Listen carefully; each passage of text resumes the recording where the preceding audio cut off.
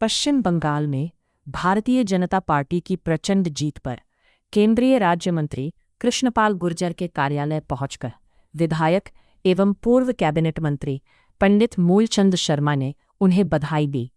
इस अवसर पर दोनों नेताओं ने एक दूसरे को मिठाई खिलाकर भारतीय जनता पार्टी की ऐतिहासिक जीत का जश्न मनाया और कार्यकर्ताओं को भी इस सफलता के लिए शुभकामनाएं दी। विधायक पंडित मूलचंद शर्मा ने कहा कि पश्चिम बंगाल की जनता ने प्रधानमंत्री नरेंद्र मोदी के नेतृत्व और भाजपा की जन कल्याणकारी नीतियों पर विश्वास जताते हुए यह ऐतिहासिक जीत दिलाई है। उन्होंने कहा कि यह जीत देश में विकास, सुशासन और राष्ट्रहित की नीतियों की जीत है। केंद्रीय राज्य मंत्री कृष्णपाल गुर्जर ने भी इस अवसर पर पार्टी कार्यकर्ताओं को बधाई देते हुए कहा कि भाजपा की नीतियों और कार्यकर्ताओं की मेहनत के कारण ही पार्टी लगातार देश भर में मजबूत हो रही है। उन्होंने कहा कि यह जीत लोकतंत्र में जनता के विश्वास का प्रतीक है। इस मौके पर उपस्थित पार्षद और कार्यकर्ताओं और समर्थकों ने भी मिठाई बांटकर खुशी व्यक्त की और पार्टी नेतृत्व का आभार जताया। नेतृत्व में जो देश की सीमाएं मजबूत हुई हैं, देश की सेनाएं मजबूत हुई हैं, देश की आर्थिक हालत मजबूत हुई है और देश में रेलवे हो, हाईवे हो, एयरवे हो, एजुकेशन हो, हेल्थ हो, हर क्षेत्र में जो अभूतपूर्व विकास हुआ है, आज बंगाल के लोगों ने उस विकास को चुना है। वो भी चाहते हैं कि मोदी जी के नेतृत्व में बंगाल भी विकास के मार्ग पर तेजी से आगे बढ़े।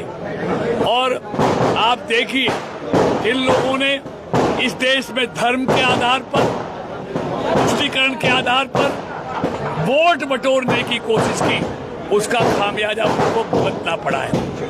तीसरी बात, जिस तरह इन विपक्षी दलों ने लोकसभा में महिलाओं के लिए 2029 में जो मोदी जी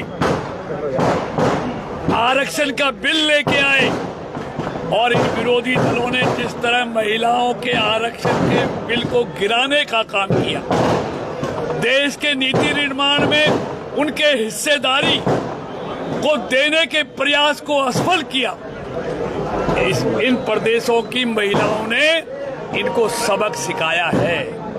और अभी तो ट्रेलर है, अभी फिल्म बाकी है। इस देश में 50% महिलाएं जिनके हकों से इन विपक्षी दलों ने उनको मरहूम किया है, उसका खामियाजा इनको आने वाले समय में भुगतना पड़ेगा। महिलाओं के विरोध का सामना अभी तो इन्होंने इन प्रदेशों में देखा है। अभी जहां जहां भी चुनाव होंगे, इन दलों को महिलाओं के विरोध को झेलना पड़ेगा और हार का सामना करना पड़ेगा। देखिए, कांग्रेस की तो कतली और करनी में फर्क है। उन्होंने जो तुष्टीकरण की राजनीति को अपनाया है, उसका ये अंजाम है कि कांग्रेस का खाता भी नहीं खुल रहा। 300 सीटों में कांग्रेस की क्या हालत हो गई है। उत्तर प्रदेश की 420 सीटों में कांग्रेस की क्या हालत है, 2 सीटें रह गई। तो कांग्रेस नाम की चीज अब देश में मिलेगी नहीं।